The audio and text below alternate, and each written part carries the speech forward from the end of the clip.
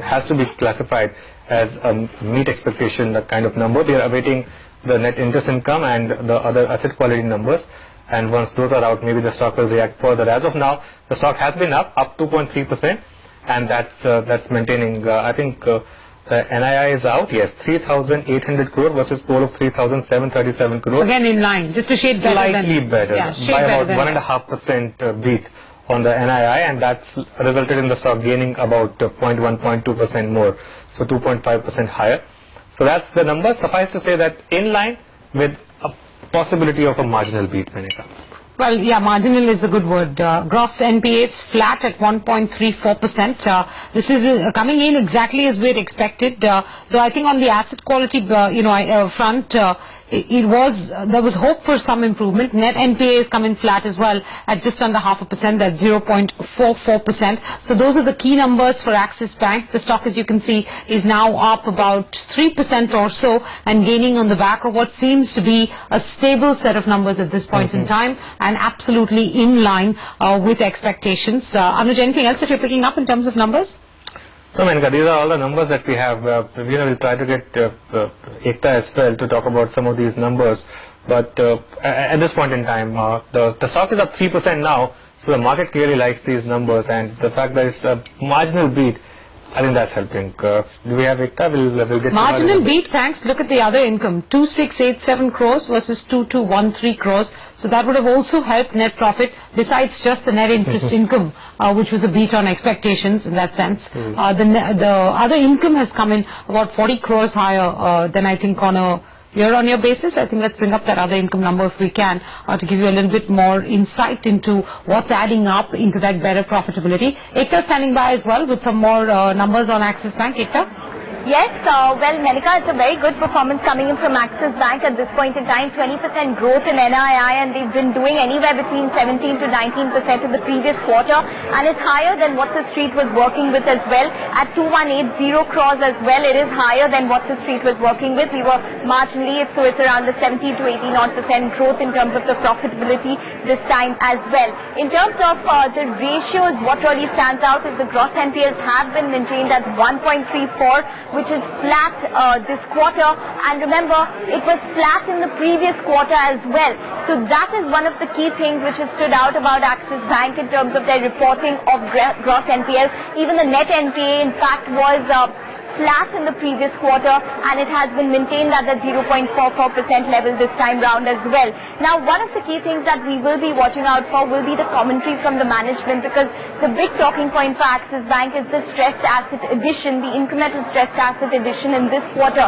But going by the fact that the gross NPLs have been maintained this quarter, I don't expect there to be a large amount in terms of the stressed asset addition this quarter.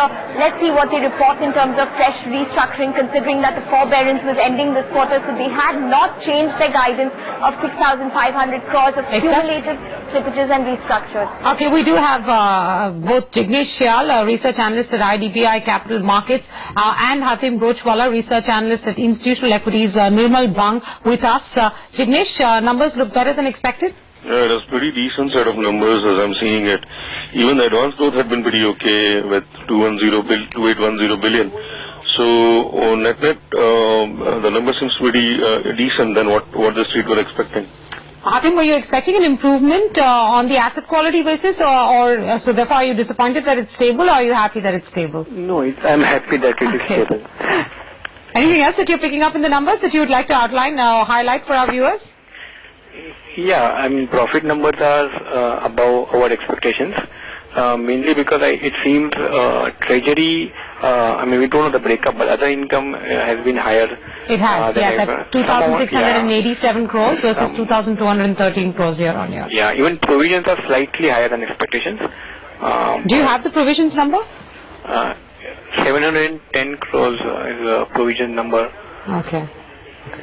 Indeed. Jignesh, this NII growth really has come as a bit of a positive surprise for the market, or at least has beaten the estimates. Do you think that could lead to a bit of re-rating for Axis Bank, considering that valuation-wise it's still not among the most expensive ones?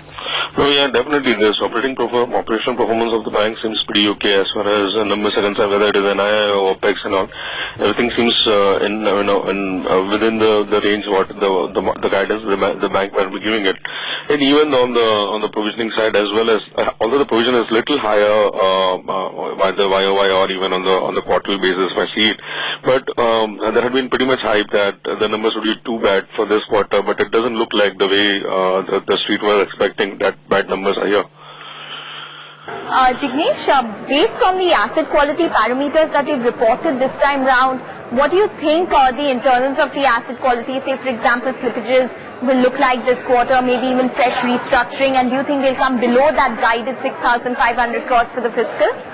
No, I mean, that seems a little lesser probability because NPA, although looks a little in line, it still is existing. So it is, you can say it's almost flat on sequential basis. So if I consider the advance growth here, there would be a proportionate increase even in that's my guess that would be a proportionate increase even in the NPA side.